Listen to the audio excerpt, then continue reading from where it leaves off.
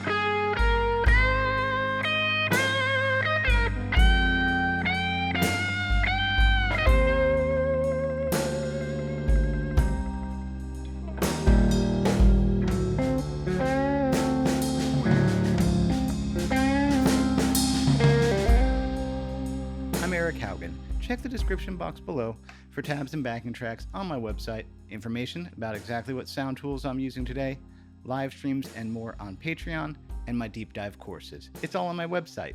So what we've got here is a blues in C minor. So there's going to be blues scale, of course.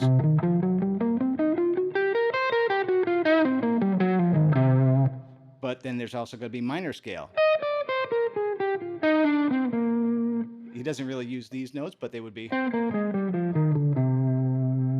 Very cool thing to do, to crisscross between natural minor and blues, the opening thing.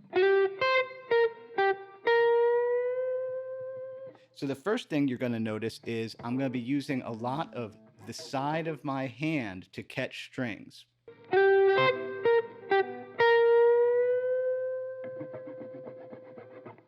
That's a very useful thing when you have overdrive or distortion. You get a lot of string noise if you're not careful. Now, the next little phrase, very gently. Because again, we have all this overdrive on, and sure, some folks would say this is neck position pickup, the volume roll back.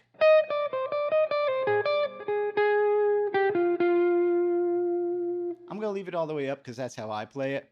I don't know, I just think it sounds, I like the way that sounds, but you know, purists would say roll that volume back and then leave the bridge position up higher. Here, I'll split the difference. I'll back it off one.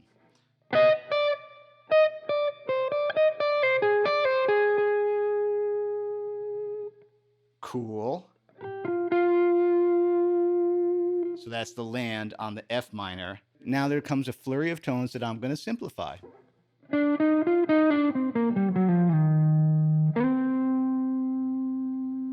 That's a really cool lick, you know, it's half blues, half minor. You have to, you know, when playing along to the backing track, listen for the drums, listen for those downbeats. That's what I'm listening out for.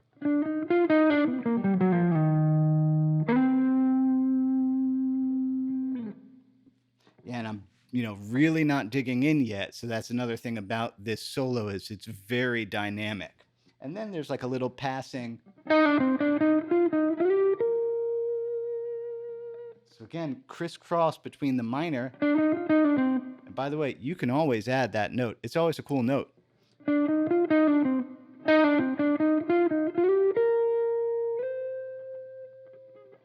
And then he does a really interesting, this lick is very hard to get the timing for, the next one on this F minor as it goes up to the 4 chord.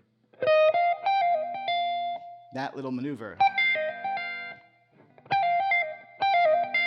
And again, these are down because so much string noise. I guess it doesn't matter too much, but I like to silence those out.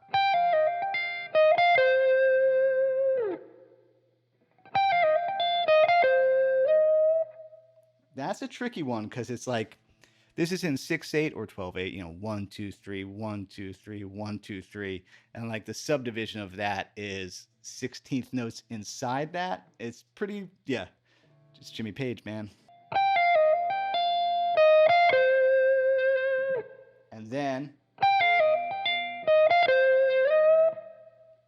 And then we have a nice little kind of triplet run.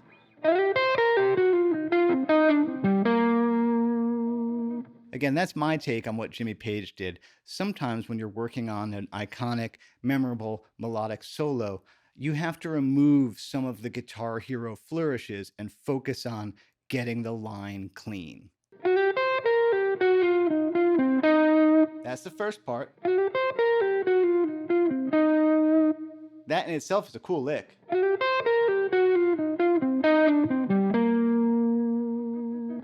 then that little second half is cool.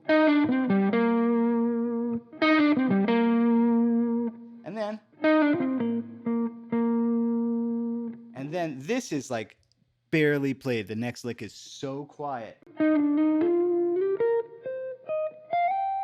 Now he bends that one and then clicks it, but I got that sound, so I did that lick as click. And then here we are at the kind of turnaround. That might be one of the most iconic little pull-offs in classic rock, this little cool. And then here we go, climbing up a G minor arpeggio. Is that what the song is on? Yes, the song is on a G minor right there, which also this shows up in Black Magic Woman. Yep, and again.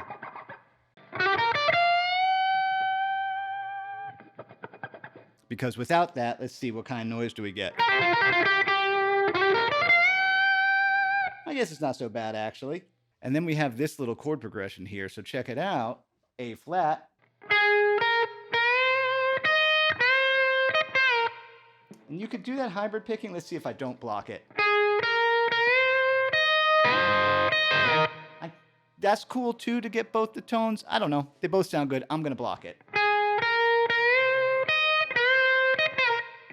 Jump. And it's kind of okay if that's a little flat. Kind of sounds nastier.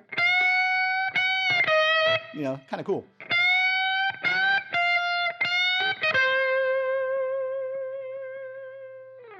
And then the last little part is this very jazzy turnaround that's coming from, well, it does an E flat over the B flat, a D7 over A, and then, yeah, super cool, D flat, major 7 over A flat. Jimmy Page knows chords. He's short, I mean, again, session player for years, so chords don't, I mean, that to me is one of the very special things about Jimmy Page. It's not just the searing solo, it's the riffs and the chords. But anyway, there's our D7. I hybrid pick it, you don't need to. That's so cool. And this one's only gonna be a 1 fret bend.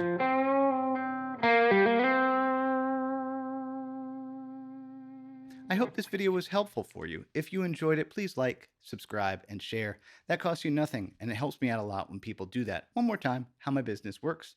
Patreon is where there's every backing track I've ever made, live Q&A seminars, and more. I update that every week, and I also make deep dive courses. You can check it all out on my website. As Bill and Ted would say, be excellent to each other. That includes yourself. Happy Friday. Eat pizza.